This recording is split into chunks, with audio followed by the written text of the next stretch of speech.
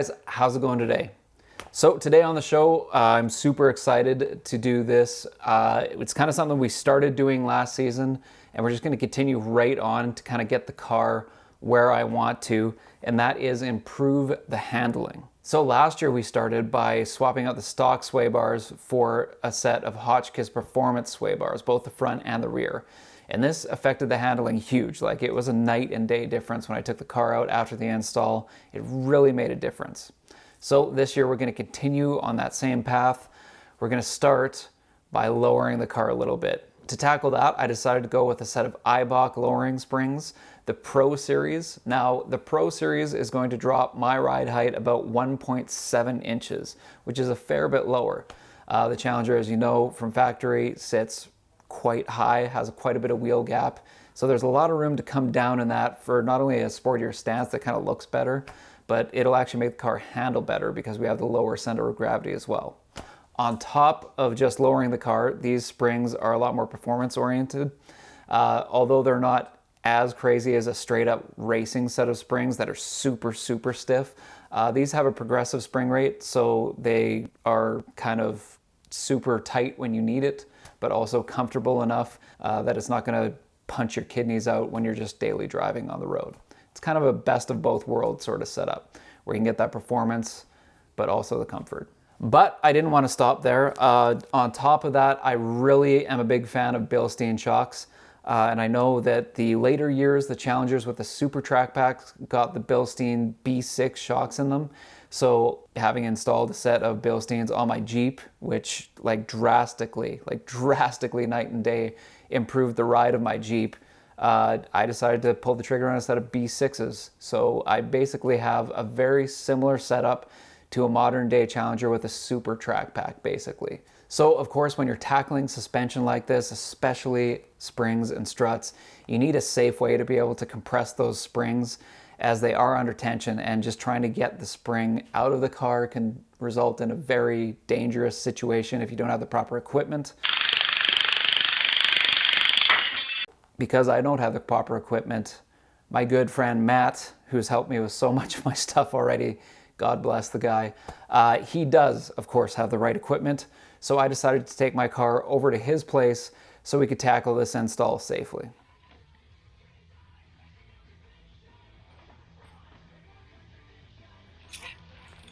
Nice.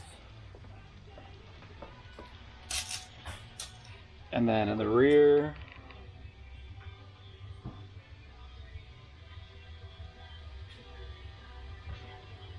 okay, we've just lost power at the shop for some reason, so we might be doing this install by candlelight, if you will.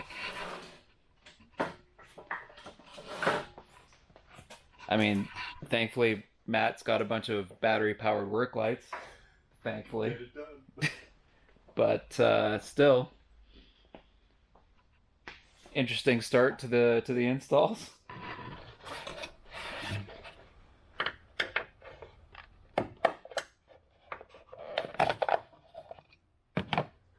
So we're still without power, and the problem with that is Matt's super fancy hydraulic lifts need power to lift the car. So we're gonna have to do it the old school way, try to get both sides up. So the suspension's sitting even, so we don't have a whole bunch of pressure on the one side that we're trying to take off. Just gonna have to go old school to start with anyways.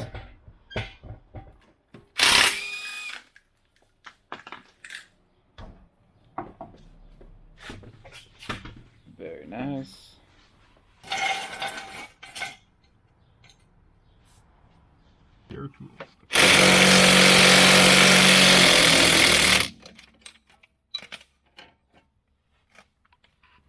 Sweet. Might as well just go do that on the other side too.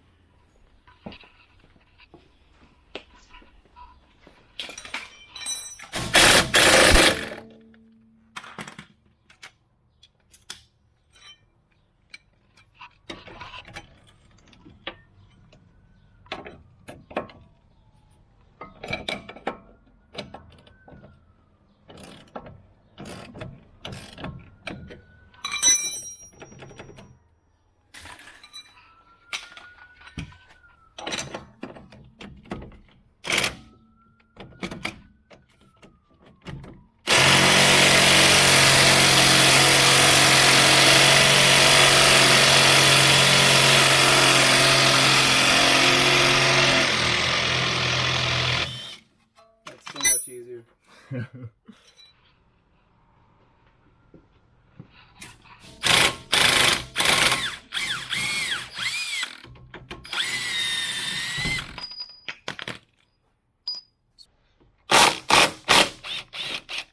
you like the Oh, stuff? yeah. It's like, yeah, in theory. Okay, and that guy's loose and out. Okay, let's try if we turn this. Yeah, right there.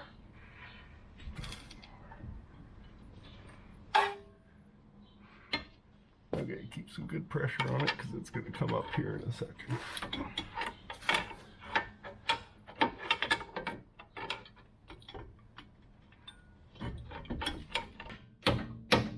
Oh yeah, she's going.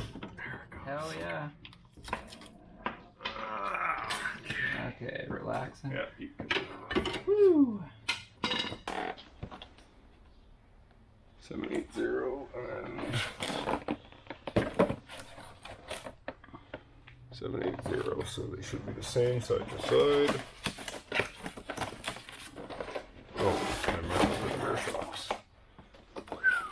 Those are pretty. Aren't they? Why are you making me want to put these shocks in? Yeah, but you have these shocks. With the rusty.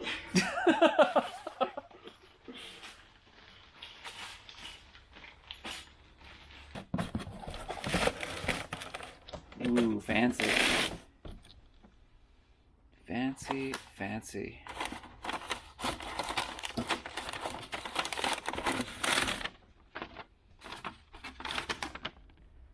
Welcome to Team Eibach. Oh, so the fat ones are Yeah. the fronts. Yeah, the rears are actually quite skinny on these cars. So, 289501, that looks about right. How its extended rate is almost the same. Now, the whole reason that we were able to do this at Matt's garage rather than actually taking it to his shop where they have an actual spring compressor is because he ended up tracking down a gear wrench spring compression tool off of Amazon for only $150. Now, if you guys are planning on doing suspension work at your own place, doing your own work, this is a super affordable way to be able to pull that kind of stuff off safely in your own garage. You don't break the bank, and it doesn't limit you in being able to do all kinds of springs, as there's different sizes and all different attachments for it, so you can do a variety of different vehicles. Super recommend this kit. It worked great.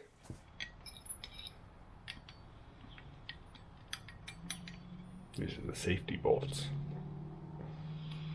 It's kind of a cool kit. Yeah, and 150 bucks. Okay. 150 bucks isn't bad, Yeah. honestly. Yeah. It'll do a lot of stuff for 100, and it's actually pretty beefy. I thought it would be kind of cheap and small, but this should be able to compress some pretty big springs. No kidding. Well, especially with the adapters for like the big arms like that. Yeah. Okay, let's try that.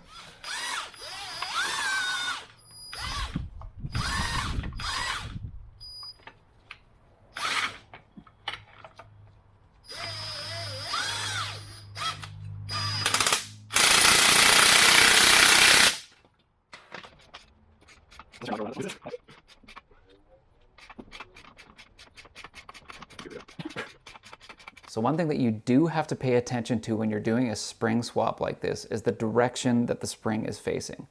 Not only does it have to sit properly in the bushing that holds the spring in place, so it has kind of like a stopper where the end of that spring starts, but also when you're doing it with a spring tool like we're doing, if you don't have it in the right way, you go to put the spring in, you're not going to be able to twist it and adjust it into that space if you don't have it orientated the right way, because your spring tool is going to hit the side of the wheel well, the side of the car. So you got to pay attention to what orientation the spring was done, and then put the spring tool on the new spring the exact same way. So when you put it in, it just goes straight back in place, and then you release, and you should be good to go. So just remember, we got to be about there when we're done before we get the other one together. Yeah, there we go. Okay, now the impact should take it.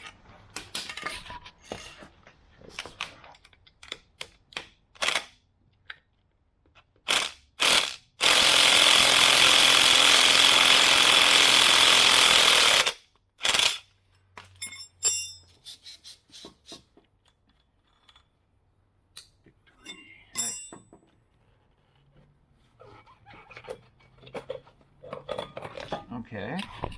Cool. That kind of has to sit in one direction. And then ultimately we don't need the spring, but we do need that piece. It's good as new anyway, right? Yep, we'll wash it up. And nobody knows what to do when the lights are out. Yeah, it's true. Everybody just panics. Panic, panic, panic. Oh, we could lift it. You can lift You take this spring or that lock ring, put it right there. the car? Yeah, let's lift it. Have you seen the off-road Challenger? God, on Instagram or whatever, like, dude, come on, Kills dude. you a little bit, Dude. but hell, if it's like a wreck or something. Yeah, I guess. But yeah, the Bilsteins always did that on the trucks. You could, how much you could buy the strut, and then you could have adjustability between Select your ride height kind of thing? inch, 2 inch, whatever you wanted. So I'm assuming that's as low as it goes, and that's where we should put it. No point in putting it higher and then putting the low reed spring in. Yeah, that's not a good Just idea. save my ride height. What? Just to be contradictory. Okay. Figure. Small little coil is bottom. That adds up.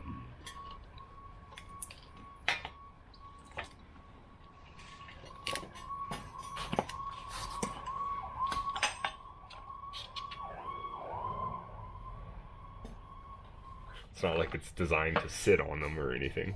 True. I mean, it's not like I... Just don't break your spring.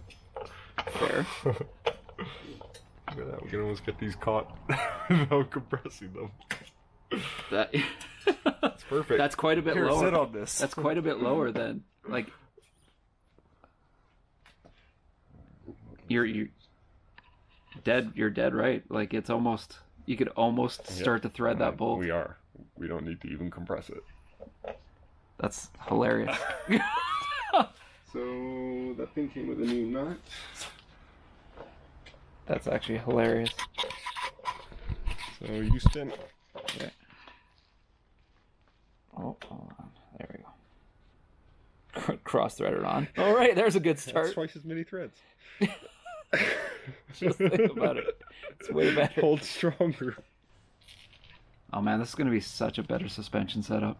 Yeah, this should be nice. So it was right after this point that we realized that we had forgotten the metal cap that goes over the top of the shock itself, just kind of give it a little bit of added protection. So shortly after we did this, we had to disassemble the whole thing, put the cap on, and then reassemble it again. Lesson learned, I guess. Should be easy to move if we need to. Sweet. That's exciting.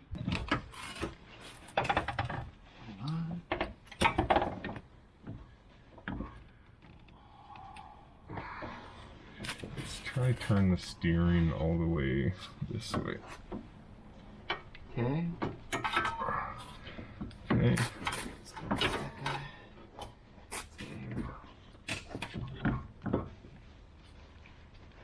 Oh my god, it's like it's harder to get this one in. I'm putting way more force on this to get this down right now Freaking than when we took it out, for sure. yeah. Sportier spring. It's something that just, or the shock is just a little tighter than your other one or something. Do you have a slightly longer pry bar?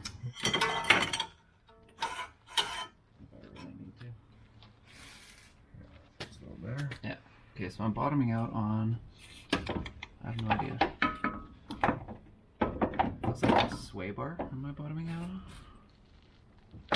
We're so close. I can bounce it a little for you. There it is. Oh yeah. Let off. Actually, hold on. Let me take this out.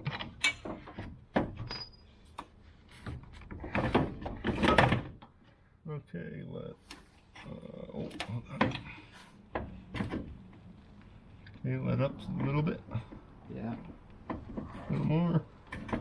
Okay, all the way.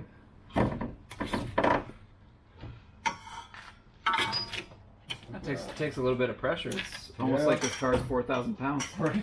We have power. Oh, hey. We have power. Oh my God, amazing. Power's back on. It's a Christmas miracle.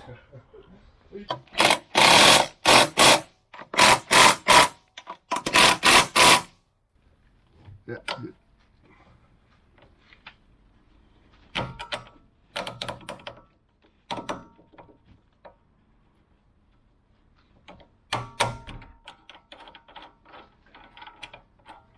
Sounds like success. We're almost there. There it goes.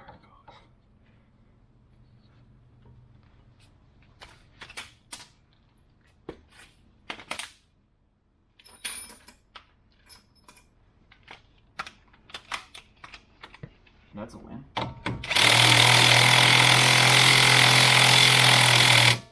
So now that we actually have power, we can actually probably use these ramps. Matt's incredibly fancy ramps.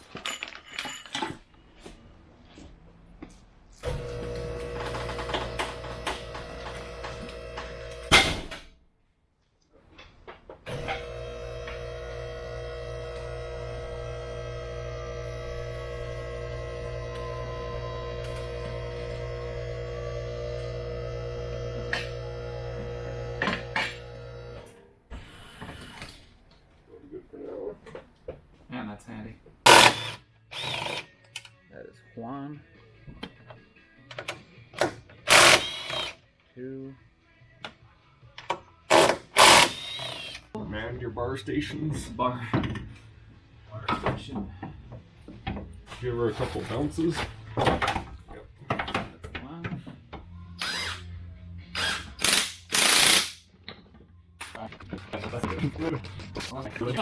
1.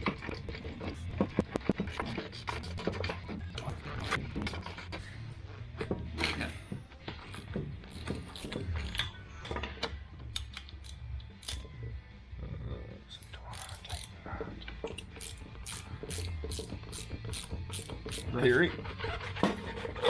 Exciting. Which means that should come right out. Which means that we can take this guy off, which means I can clean that.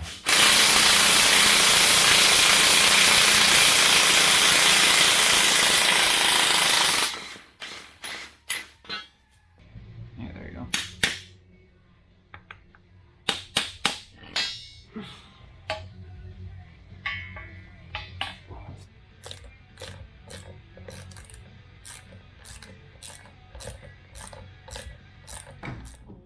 You need some bounce. Couple bounces. Yep. That's exciting. Let off.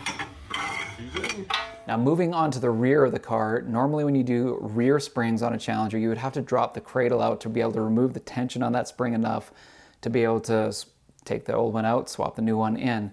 But because Matt had this handy little tool, we were banking on the fact that we would be able to sneak that thing in there, compress the spring in place, and take it out, as well as put the new one in without having to drop the cradle at all, essentially doing it all in place, saving us a pile of time.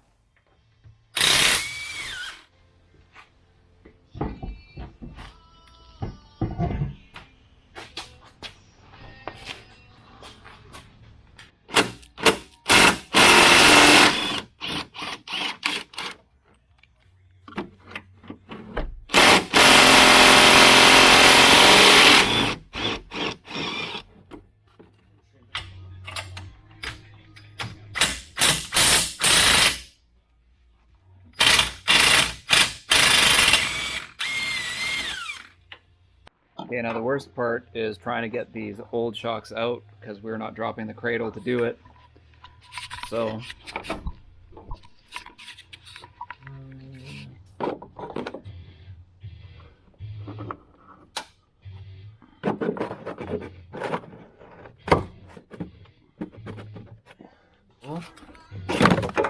hell yeah, nice work. Now the annoyingness of getting this guy out again. Oh, just cleared. There you go. Nice work. Okay, now the catch. Because we don't want to drop the cradle, we gotta sneak the spring compressor inside here. And the angle is kind of stupid, but we can just barely do it.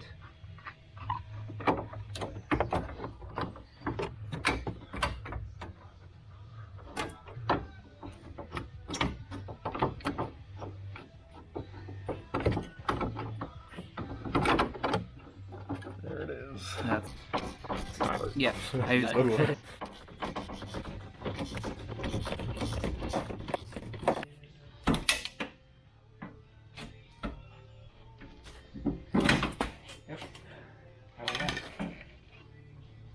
There we go. So the only thing that we do have to watch is make sure that the orientation of this spring is the same place when we go to put the new spring in, so that when we put it, it just literally sits back in the same place. So you got to pay attention where the bottom stops here. Otherwise, it's not going to go in the right way. You'll have to keep adjusting it. So always worth paying attention to that. Spring in roughly the same spot. Pretty close anyway. Use the feeler gauge, the hand.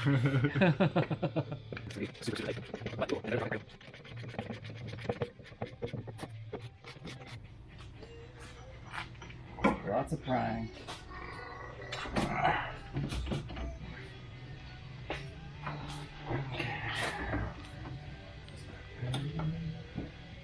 You just gotta rotate pry the way down. you have to.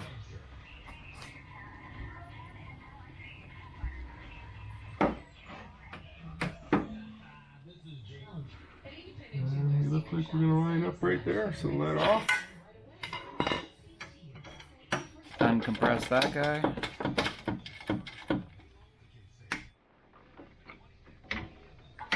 Hell yeah. And the rear lowering springs are now in. Throw it.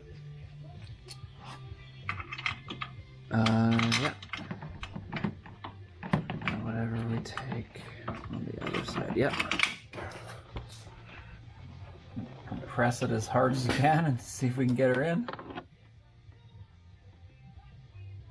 Nice push. Excellent.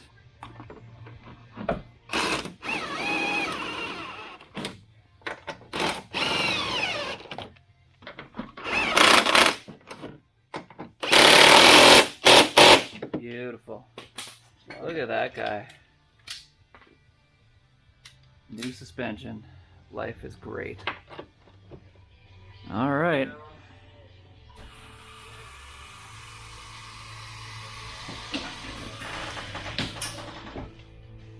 All right.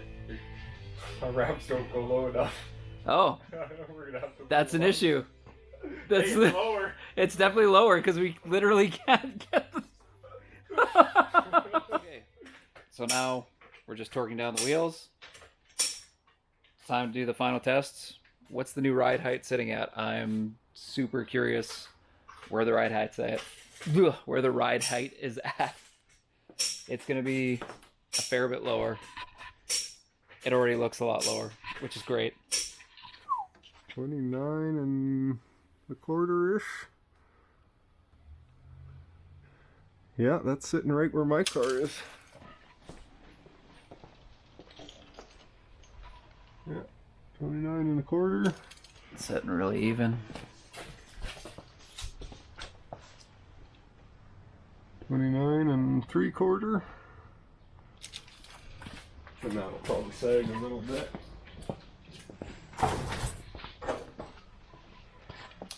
$29 and 3/4. Everything's sitting really even. Real square, real nice. And the final look.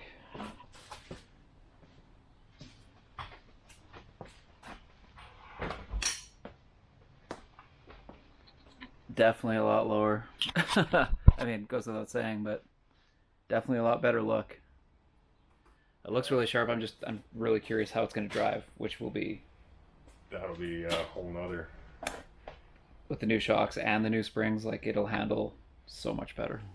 Now, finally having all of the suspension swapped out for my new stuff, it was time to take it over to Matt's shop, his actual shop, to go do an alignment on the car. Because you want to make sure after you do a major suspension upgrade, especially lowering too, it changes the geometry of your suspension. You want to make sure that your alignment's correct, that you're not, you know, your camber's not all messed up, and you're not going to wear your tires super strange with the new suspension setup. A lot of times when you do lowering springs, you do have to adjust that. And if you lower it too far, you might have to get adjustable Endlinks to be able to get enough play to be able to get your camber sitting where it's supposed to. So it's always important to get an alignment done after you do a major suspension upgrade like we did. So we took it over to Matt's shop to get the work done.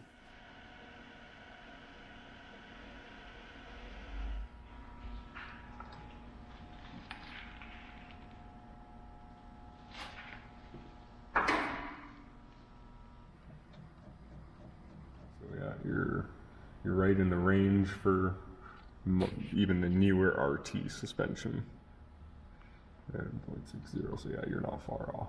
So I wouldn't even worry about adjusting that. So if it honestly, doesn't pull or do anything weird that you're not happy with, we're pretty much within spec of a newer RT anyways. You're probably less than I am even. I don't think I'm a whole degree. So I don't even think we'll worry about it. Yeah, like it'll wear tires slightly on the inside edge. That's about it. But your front tires, I don't think are your worry. No. It's the rear ones that don't seem to keep tread. Yeah, I don't know. Your tires are going old before they're going worn out. So. Yeah, that's the thing. And there you have it, guys. I figured at least I'd give you a little bit of a look at what it would take to be able to do a suspension upgrade like this yourself with some buddies, just in your garage with the tools you got. It is definitely doable, especially if you have that handy little spring compressor from Amazon. Super affordable. Definitely a thumbs up for that. Anyways, guys, we'll catch you in the next one. And eventually we'll review the suspension with you to get my impressions and exactly how I thought it affected the car. Anyways, till next time, we'll catch you later. Cheers.